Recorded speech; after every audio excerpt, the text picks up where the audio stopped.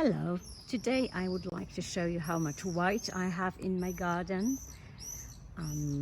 But first, let's take a look at my Excelsa, which looks extraordinary, especially considering the fact that we haven't had rain for such a long time. The Excelsa grows in front of my house.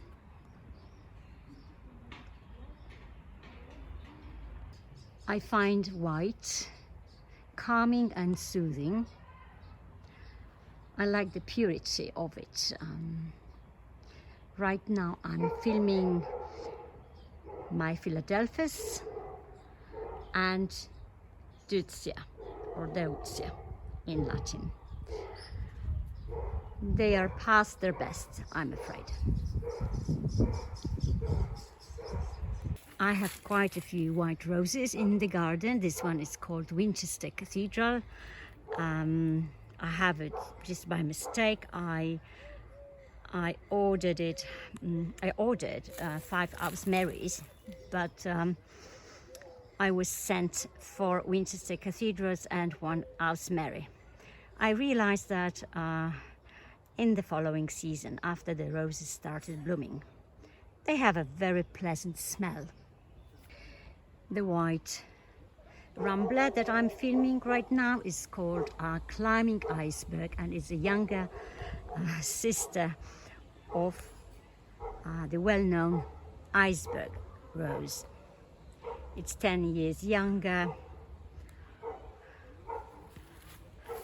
but unfortunately, just like iceberg, it's prone to black spot, so I don't recommend it, despite the beauty of the flowers.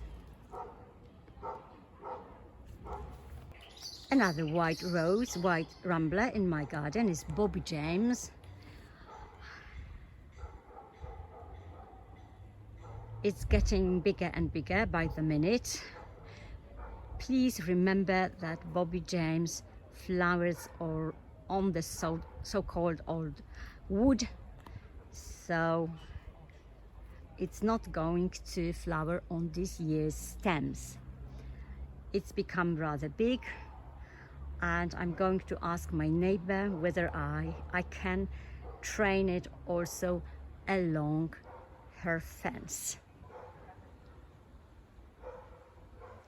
Next to Bobby James, I have Maiden Blush. The flowers are really beautiful, even though they are not single or double flowers, my preferred type.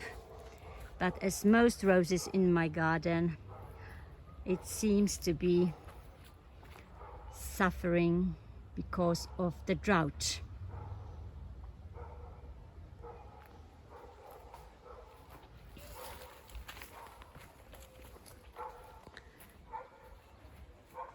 Then a white valeriana with its extraordinary smell. All the local cats have their meeting point here, especially when my valeriana is very young. It doesn't look spectacular. Take a look at the bottom part. No, everything is rather dry. But the smell is still there.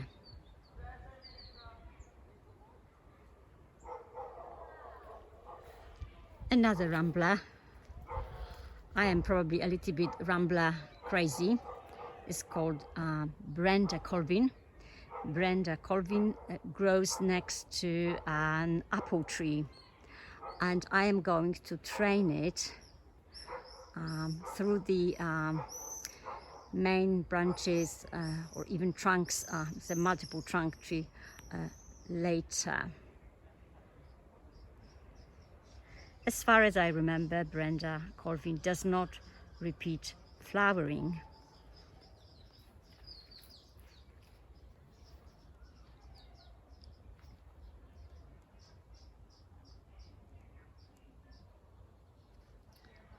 Brenda Colvin smells a little bit of apples.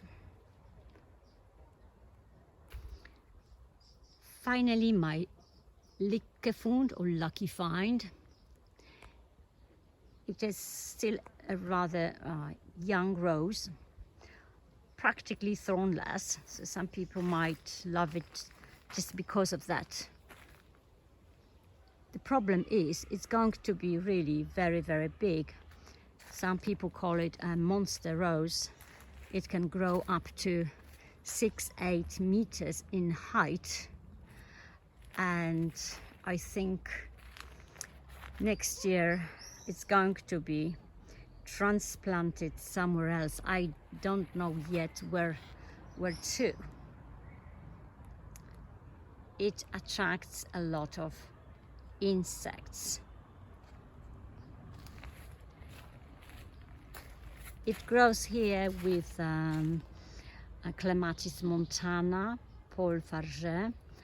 I have got 3 such plants in my garden, and I really recommend them to people who are sort of afraid of clematis plants. I know practically nothing about growing this kind of plant, but it seems to be doing fine. Thank you for watching. Goodbye.